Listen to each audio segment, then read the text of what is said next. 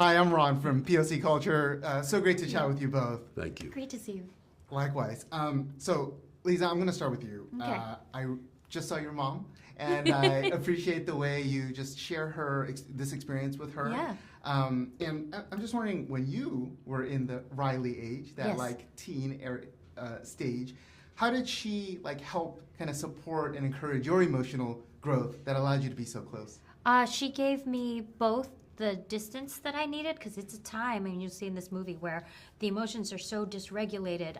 They need, you need a little bit of your own space. But she also provided an umbrella of support in a quiet way, so that I knew if it got out of hand, I could go talk to her. Yeah. That's wonderful. Yeah. It's not always easy, especially in Asian families, for the emotions to be supported in that way. So I love seeing you both in that way. So, Louis, you're famously cranky, but I've heard you admit that you're actually a big softie inside, which irritates you. Yeah, it does.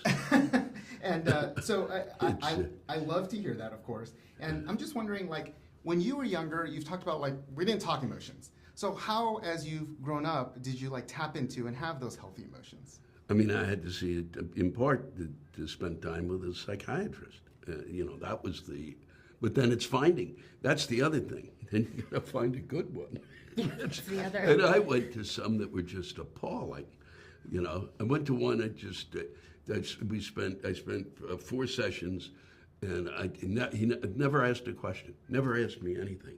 And by the 4th, I said, "You've got to ask a question. We're done." And we finished up, and he didn't, and that was that. And I had to go find somebody else. But that was really what tapped me into it. I knew that something was up, and I knew that I was, in essence, in part, my career was not taking off, and it had to do with something within me, and I did not know what it was.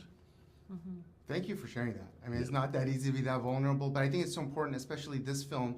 I'm sure you've heard, like, it's used by counselors and therapists, and I think the sequel will be as well. So I think that's so important. I think it's used by counselors and therapists, and it's also, you can see, it was created by or influenced by a lot of, there were a lot of PhDs in the room kind of breaking it down, and then the beautiful creatives, taking these complex theories and then making them, this world.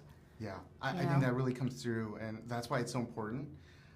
Another aspect, Liza, that I think is so important is Riley's world is surrounded by incredibly diverse characters. Yes. Of course, it takes place in the Bay Area, and I just love seeing all the diversity around her. Like, how important is it for you to be part of a project like this that's going to be so important for everyone to feel seen? I mean, it's always a wonderful thing to be a part of. I grew up in New York, and that's the way I grew up. I don't know another life where you don't see hundreds of different ethnicities and hear different languages. Queens is the most, I have to give a shout out to Queens, is the most diverse borough in New York, which is the most diverse state in America, which is the most diverse country. So there's just this diversity upon diversity. And as we live in a global world, there is no other anymore. Like, we can just click a button and see, other people. So it almost, we're catching up to the world by being more diverse. It's not like we're doing anything. We're just catching up to what already is. Yeah, I love that. And Louis, back to some things you've admitted. You're also an optimist. I think you said people would be surprised to find, which isn't easy increasingly nowadays. Like, how do you find the ability to maintain that optimism, in a growingly pessimistic world? Because I have this inherent belief that people get it, and that the noise is a distraction, and has been a distraction, and continues to be a distraction, and that I still have this faith in the American people that they have an empathy, and as long as they continue to get into a car, if there's a catastrophe, you will watch tons of these people from all over the United States will hop in their car or their truck or whatever and drive there, and they know no one there except that they want to get there to help. And as long as that streak remains, I think we'll be fine. And I think empathy still, at least what I've discovered performing, empathy is still very much a part of us. And as long as that's there, it's just a matter of it just takes a little time. Completely agree, and I think this film helps develop that empathy. So thank you both Oh, so thanks. much. Great Thank chatting you with you. so much. Thank Nice you. to meet you. Likewise.